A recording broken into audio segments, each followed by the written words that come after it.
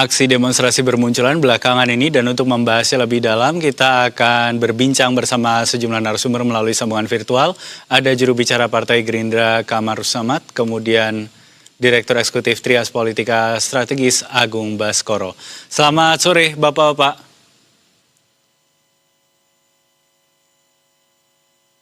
Selamat sore.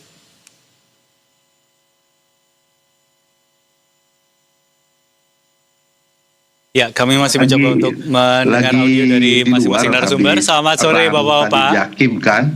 Oh iya. Karena besok mau ikut maraton, tahu-taunya ada perintah nih. Iya. Jadi Pak Kamarus Samad dan Pak Agung, selamat sore. Oh iya. Rutin Mas ikut Agung sehat ya? Alhamdulillah baik Pak, sehat. Iya. Rutin ikut maraton Pak? Ya 2-3 tahun inilah Mas Agung. Lagi bukan maraton yang 42, saya besok HM aja. Pak Agung dan Pak Kamarus Samad, selamat sore. Lumayan Pak, saya aja. Ya lagi seusia kita ini kan. Kami coba untuk kembali terhubung dengan narasumber-narasumber kami yang saat ini sudah terhubung melalui sambungan virtual. Ada Pak Kamarus Samad dan juga Pak Agung Baskoro untuk sore hari ini. Selamat sore Bapak-Bapak. Sore Mas Dev. Baik, terima kasih banyak sudah bergabung bersama kami di Berita Satu Sore. Kita melihat ada perkembangan yang masif begitu ya, walaupun bisa dibilang tidak begitu hebohnya, tapi memang ini ramai juga diperbincangkan di media sosial. Kalau Pak Kamarus Samad melihat sebagai perwakilan dari Partai Gerindra begitu, melihat aksi demonstrasi mahasiswa yang menuntut perbaikan berbagai kebijakan pemerintah ini seperti apa? Mas Dep, Mas Agung, tentu kita semuanya patut bersyukur. Kenapa? Karena gerakan mahasiswa itu bagian daripada kontrol sosial. Aspirasi yang disampaikan adalah sesuatu yang perlu dipandang positif di dalam ruang demokrasi kita. Dari semua gerakan yang berkembang dalam 1 minggu terakhir ini, terutama kemarin dan mungkin ada hari ini, kita juga terima kasih karena koridor gerakan mahasiswa bisa terjaga dengan baik, tidak ada aksi yang dikhawatirkan, kemudian juga kerjasama aparat dengan seluruh unsur terkait juga bisa menjaga kondusifnya gerakan-gerakan mahasiswa ini. Yang menyangkut tuntutan mahasiswa tentu hal yang perlu diperhatikan oleh pemerintah. Pertama misalnya menyangkut pemborosan. Presiden Prabowo sangat komitmen terhadap peningkatan kualitas belanja negara. Dimulai dari kebijakan beliau mengeluarkan Inpres, instruksi Presiden, pada bulan Januari 2025 tentang efisiensi anggaran belanja negara. Dan itu menunjukkan komitmen awal di 3 bulan pertama pemerintahan beliau. Setelah ada Inpres, pemerintah melalui PMK, Peraturan Menteri Keuangan, ditindaklanjuti dalam bentuk PMK sebagai rujukan dan panduan teknis pelaksanaan efisiensi di kementerian dan lembaga, serta unsur-unsur pemerintahan lainnya termasuk unsur pemerintahan daerah. Ini apa artinya? Bahwa potret pemerintahan Presiden Prabowo jauh-jauh hari sudah melihat ada beban dan tantangan yang cukup berat di hari-hari mendatang. Sehingga kebijakan tersebut sudah diambil di 3 bulan pertama kepemimpinan beliau. Sehingga tuntutan penghentian pemborosan sebetulnya telah dijawab melalui satu kebijakan yang nyata oleh Presiden Prabowo. Itu Mas Dev, kira-kira poin pengantar saya. Baik, jadi efisiensi begitu ya yang menjadi jawaban sebetulnya dari apa yang dituntut pada demonstrasi kemarin-kemarin dan juga hari ini berlangsung soal mencegah atau menghentikan pemborosan anggaran. Tapi kalau dari Pak Agung melihat gelombang demonstrasi mahasiswa yang muncul 2 hari terakhir ini untuk menuntut sejumlah perbaikan, ini menjadi pertanda apa? Apakah ini bisa dikatakan sebagai satu bentuk ketidakpuasan dari publik begitu?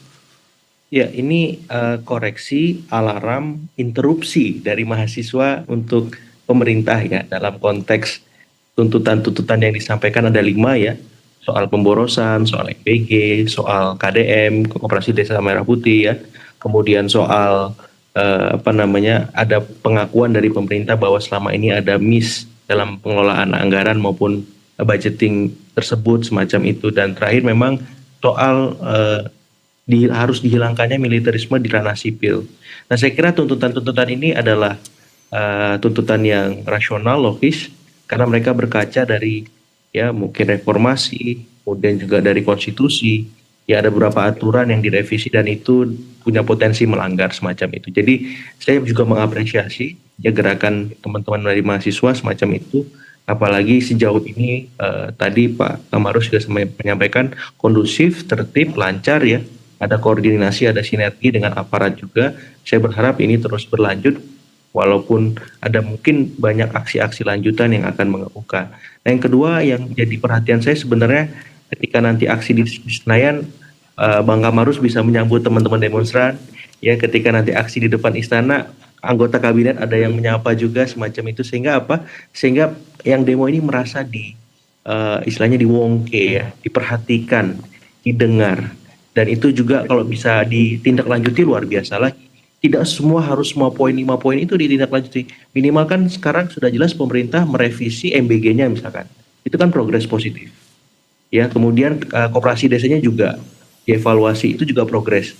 Jadi maksud saya progres ini dikawal. Nah, kalau bisa diberitahukan secara rutin kepada publik progres-progres tersebut. Misalkan kemarin Pak Julhas, Pak Maca Imin, kemudian sama BGN dan menteri terkait lainnya di bawah koordinasi mereka itu mengungkapkan ada surplus dapur sekitar 7.000 kalau saya tidak salah, nanti dikoreksi ya, dan itu membuat pemborosan anggaran negara 1 triliun per bulan.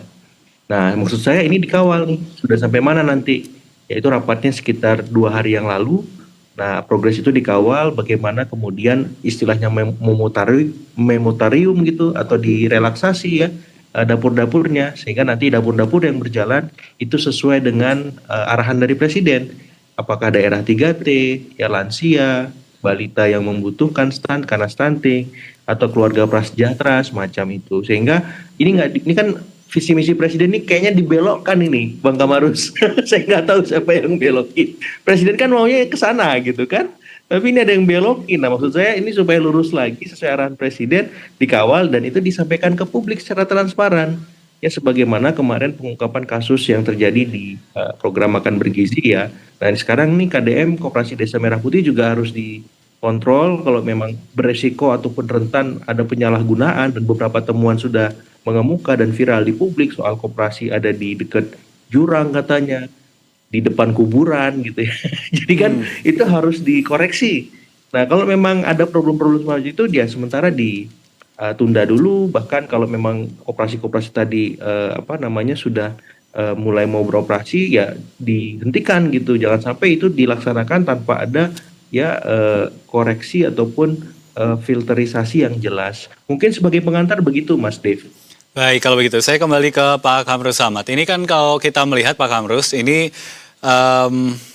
aksi ini berlangsung 2 hari lebih kurang setelah pemerintah kemudian memutuskan untuk melakukan penyesuaian begitu terhadap harga BBM non subsidi. Ada Pertamax dan juga Pertamax Green yang akhirnya ikut disesuaikan.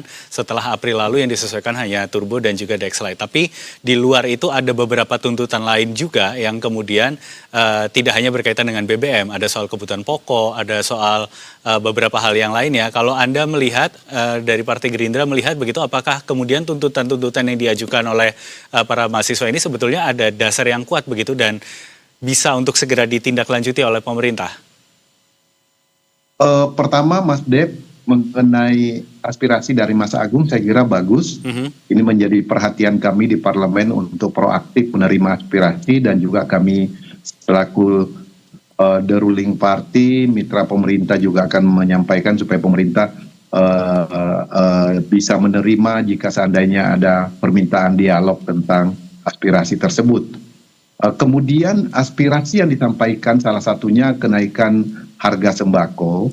Jadi ini di setiap daerah sudah dibentuk semacam tim pengendali inflasi daerah, Mas Dev. Tim pengendali inflasi daerah ini biasanya memantau ketersediaan barang dan juga volatilitas harga. Volatilitas harga ini terutama kenaikan harga bahan pokok itu biasanya dipengaruhi oleh beberapa variabel. Salah satunya tentu tadi yang menyangkut dengan kenaikan harga Pertamax misalnya, ataupun kenaikan harga pengenaan misalnya pajak untuk UMKM, ataupun ada yang berkaitan dengan kebijakan pemerintah lainnya yang memiliki dampak. Nah, dalam bekerja, tim pengendali inflasi daerah itu melibatkan berbagai stakeholder di daerah. Sehingga pemantauan harga-harga dan ketersediaan berada dalam updating real time. Updating real time di mana ada kenaikan harga, jenis komoditinya apa, di wilayah mana, kabupaten kotanya, jadi bukan cuma tingkat provinsi. Kemudian disitulah biasa langsung turun penugasan, Mas Den. Misalnya penugasannya kalau dia komoditinya ada di Bulog, maka penugasannya di Bulog untuk segera melakukan operasi pasar misalnya, penetrasi ketersediaan barang-barang atau stok dan seterusnya. Nah, berikutnya yang menyangkut dengan MBG, aspirasi dari mahasiswa ini, saya kira patut untuk kita perhatikan secara sungguh-sungguh. Apa kesungguhan pemerintah? Pertama, pemerintah sudah menghentikan lebih dari 4.000 dapur dari total yang berproduksi 27.900 sekian. Kalau tidak salah ingat, Mas Agung, mohon dikoreksi. Itu artinya mencapai 16% yang sudah ditutup karena tidak memenuhi ketentuan atau berbagai macam temuan yang dilakukan oleh tim Sidak BGN. Nah, ini langkah yang baik dan harus diteruskan dan harus disampaikan ke publik. Bukan hanya per bulan, tetapi mungkin bisa weekly report, atau mungkin BGN bisa mulai menata media centernya sehingga daily publik itu bisa mendapatkan informasi tentang hal tersebut. Kedua adalah karena kita mengetahui MBG ini adalah satu program yang sangat baik dan diperlukan oleh masyarakat, khususnya memang masyarakat-masyarakat yang memerlukan asupan gizi atau selama ini kekurangan gizi. Dari mana dasarnya? Pertama, dasar pemenuhan gizi ini tertuang di dalam Undang-Undang Nomor 17 Tahun 2023 di Pasal 64 bahwa pemerintah diharuskan menyiapkan pemenuhan gizi perseorangan dan masyarakat.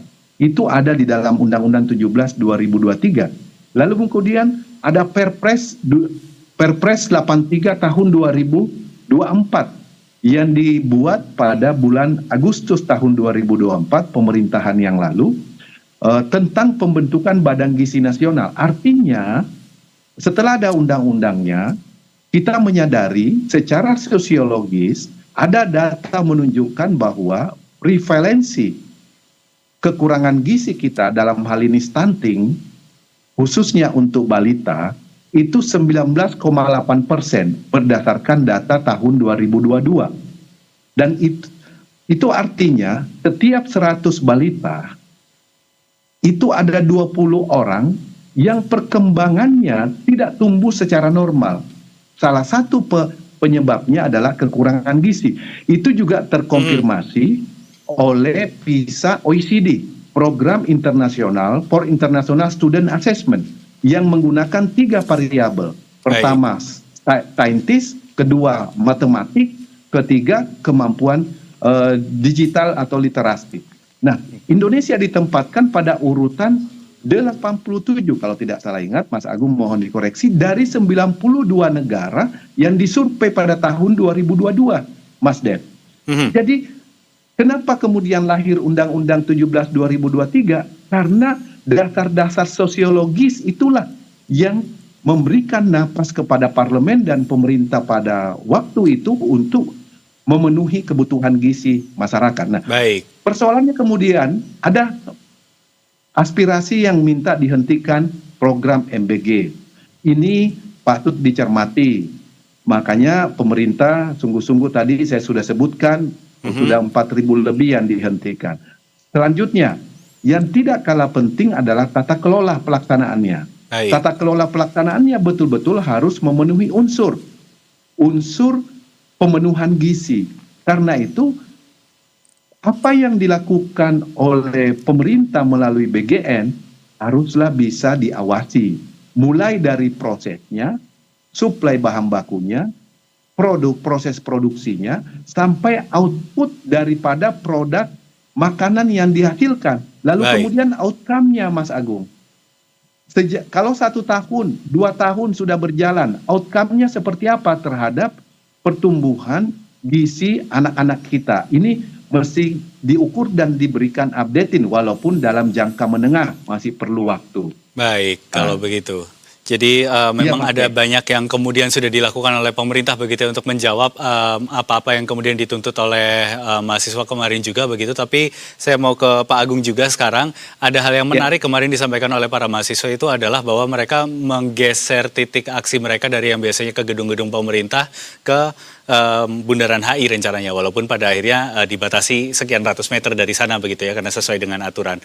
Nah, alasannya adalah karena mereka merasa selama ini aksi mereka katakanlah quote and quote kurang menggigit begitu. Nah, kalau kemudian yang terjadi seperti kemarin begitu, apa yang bisa dilakukan pemerintah? Apakah masukan Anda tadi untuk misalnya mendengarkan langsung aspirasi mereka, artinya dari pihak pemerintah atau dari perwakilan masyarakat DPR begitu misalnya, datang juga ke sana untuk kemudian mendengarkan itu? Iya, saya kira itu hal yang positif ya kalau misalkan dikerjakan oleh teman-teman DPR ya, kemudian oleh teman-teman di kabinet semacam. Tapi yang jelas teman-teman ini kan turun karena dalam tanda petik fungsi pengawasan DPR kurang berjalan optimal, Bang Kamarus. Ya, Komisi 9 nih. Nah, seperti itu. Jadi saya berharap Komisi 9-nya lebih garang lagi gitu ya sama BGN. Lebih menggigit. Jangan sampai ada kebocoran dana yang tidak perlu karena pengawasan nggak berjalan, akhirnya teman-teman turun ke jalan. Itu. Nah, jadi ada koreksi atau masukan untuk DPR supaya lebih optimal dalam menjalankan fungsi pengawasan, apalagi BGN Mitra Kerja Komisi 9 semacam itu. Nah, yang kedua, saya melihat cara mahasiswa bergerak dan berdemo ini kan memang setiap zaman beda-beda ya. Betul. Walaupun mau di HI ataupun di Senayan ataupun di Istana, buat saya di era keterbukaan informasi sekarang semuanya punya nilai, punya value, punya latar masing-masing, cerita sendiri-sendiri. Jadi kalau saya soal tempat nggak ada soal, yang penting substansinya sudah diterima, dan yang paling utama ya dikawal gitu ya. Dikawalnya bisa banyak cara, apakah nanti setelah mereka berdemonstrasi, mereka bisa melakukan audiensi seperti arahan Bang Kamarus tadi ya. Tapi kalau memang merasa belum pas ya demo lagi juga it's okay, asal tertib. Ya pun kalau ada diskresi jangan terlalu lama, lebih dari jam 7. Nanti jadi chaos kalau lebih dari jam 7 malam seperti itu. Karena saya berharap aspirasi ini ditindaklanjuti dan saya berharap juga kepada pemerintah ketika teman-teman berdemo dengan baik, tertib, ada yang merespon, ditindaklanjuti dan dipublikasikan. Karena kan ini era transparansi sekarang, era akuntabilitas. Baik. Ya, tiap hari teman-teman mahasiswa ini Gen Z milenial terpapar informasi per second di timeline gitu. Jadi kalau mereka nggak mendapatkan update informasi per second ataupun per waktu tertentu dari pemerintah soal kebijakannya, soal pengumuman mendadaknya yang kayak Pertamax kemarin, nah itu kan repot gitu. Maksud saya jangan kayak gitu lagi lah di era sekarang semacam itu. Terus kemudian yang perlu dibenahi sebenarnya Mas Dev, komunikasinya. Baik. Gitu. Jadi soal misalkan IHSG turun, walaupun sekarang sudah bagus nih 6.000, rupiah juga sudah bagus 17.700 misalkan. Ya jangan ngomong serok ya. Serok bawah, jangan begitu. Nah ternyata yang diserok akhirnya IHSG-nya turun kemarin kan 3 kali berturut-turut, itu gimana? Kan jangan kayak gitulah, kurang empati kalau menurut saya. Seperti itu. Jadi komunikasi dirubah, khususnya tim ekonomi nih kalau saya. Concern saya tim ekonomi kabinet supaya lebih hati-hati lebih sensitif karena pasar, publik, dan stakeholder yang berkaitan dengan bidang ekonomi sangat Baik. sensitif dengan sentimen-sentimen negatif seperti itu.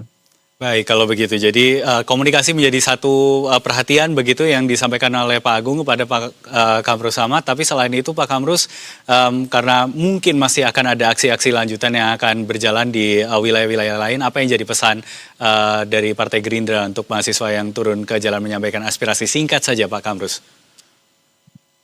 Kita mengapresiasi gerakan mahasiswa karena ini adalah satu kontrol, check and balances terhadap jalannya kebijakan pemerintah, program pemerintah, dan kita apresiasi juga kerjasama dari seluruh aparat dan juga pemerintah daerah yang proaktif dalam memfasilitasi jalannya aksi dari gerakan mahasiswa.